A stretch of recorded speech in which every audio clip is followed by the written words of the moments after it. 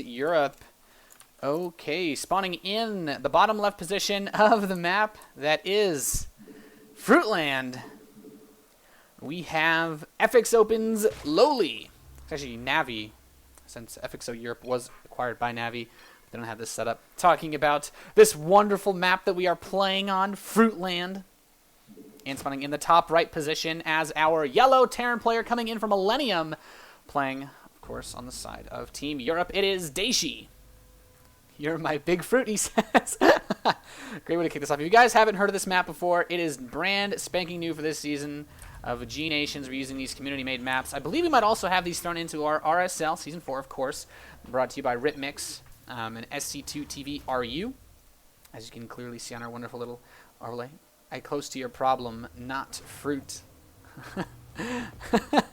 Of course, if you guys don't know this map, there's lots of fruits everywhere. We have lemon juice rivers, the banana islands, of course, and we've also got we have the grape spawning pool, as well as the watermelon pool. So there is a lot of fruit action on this map to be had. Plenty of apples and pears and oranges all over the place. So very curious to see if we're going to have any interesting builds come up on these maps, these brand new ones being thrown in here for this tournament.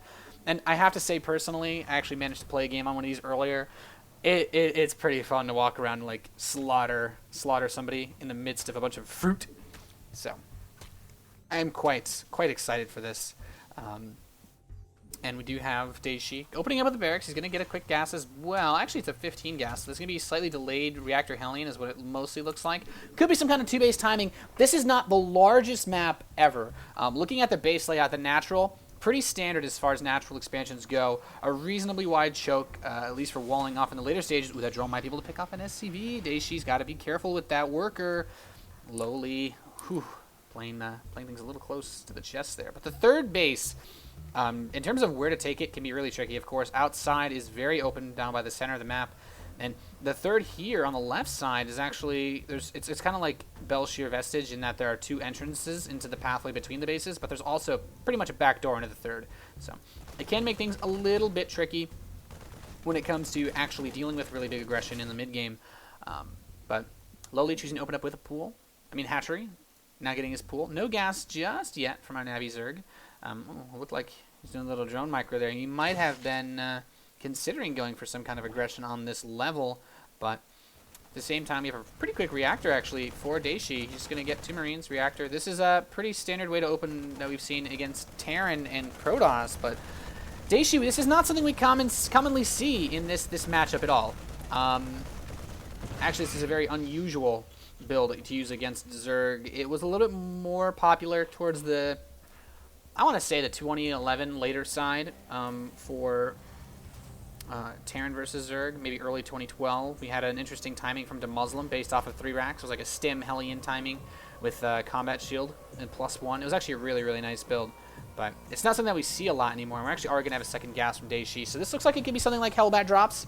Banshee play has fallen out so much that if you're going to open up with 2 fast gas geysers like this out of a factory, it's almost always going to be Hellbats.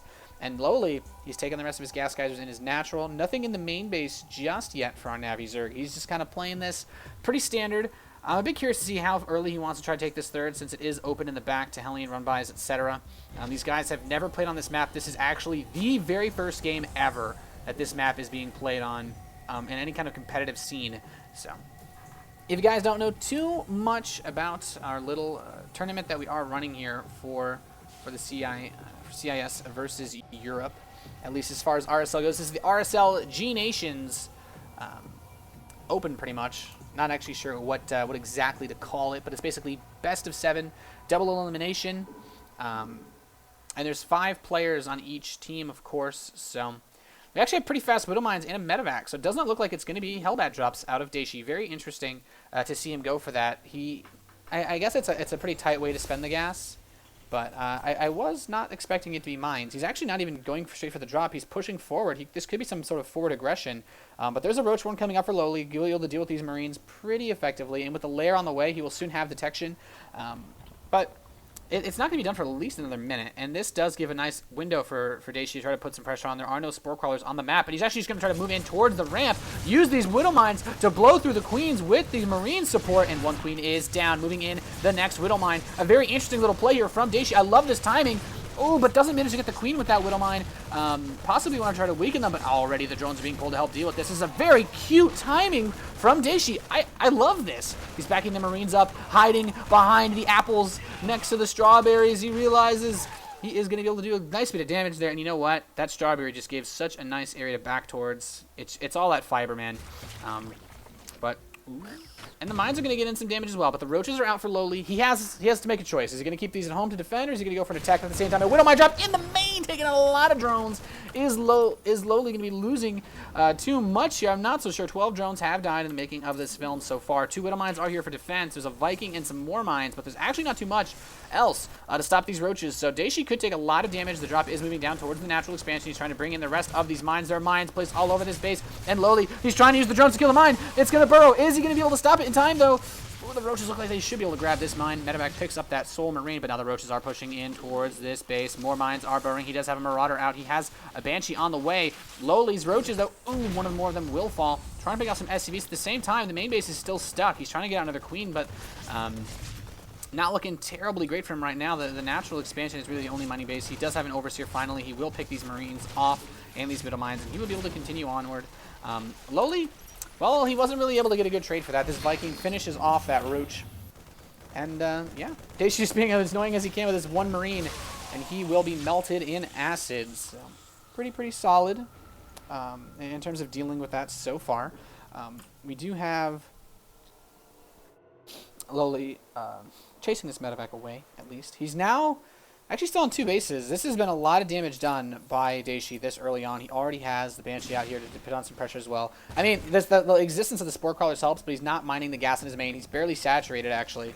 He's only saturated as natural. And right now, Dayshi, I mean, he's saturated in his main base pretty well. He is saturated at his natural as far as minerals go, and he has Stim Pack about to complete. He has medevacs on the field. He can go for further aggression if he wants, and knowing that there's no third base is really, really big because Dayshi doesn't really have to do anything. LoWeLy is one of those guys that has kind of classically always gone for the 2-base infestation pit builds. He likes to go for this fast, pretty much just this fast infestors type style is something that we saw a lot out of him in Wings of Liberty.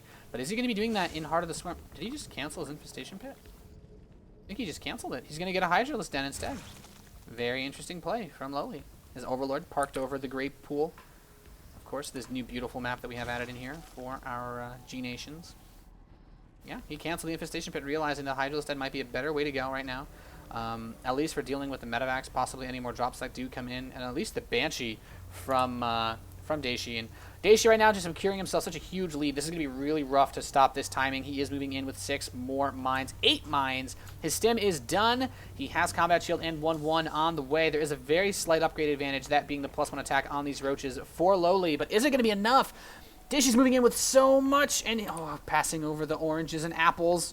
They can't be compared, but now the watermelons and grapes. He is moving in, taking a little bit of refuge by the lemons. And the question is this Yellow Sea going to torrent over LoWeLy? Or will he be the one having the just desserts?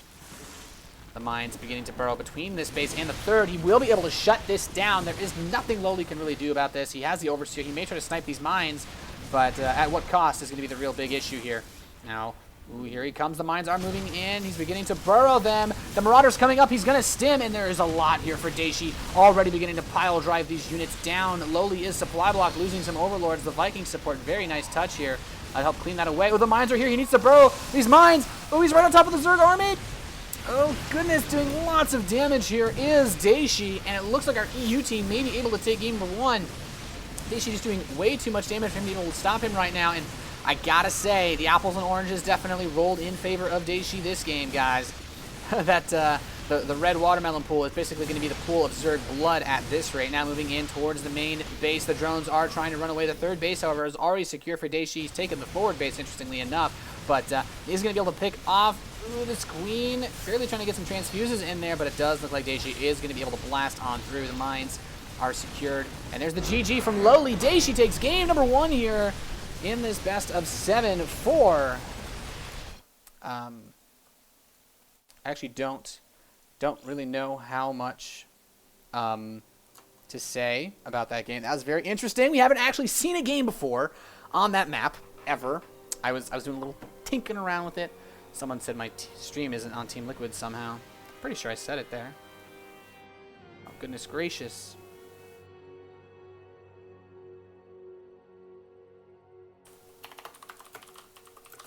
Pressed it earlier. Must not have gone through. Sorry. Alright. So now we're on RSL Nations Europe versus CIS. As far as anything else for this really goes, though, the player lineup for both teams, the European team we just saw take game number 1 here, has Dayshi on it, of course. We also have Sort of, Lucifron, Feast, and Hasawabs. So these are some of the top guys from Europe as far as StarCraft 2 goes. So we have definitely got ourselves a really solid team here. On the team for CIS, we have LoWeLy, who just came out. We have White Raw, Titan, Slivko, and Straylock. So that's our team representing the Commonwealth of Independent States of Eastern Europe.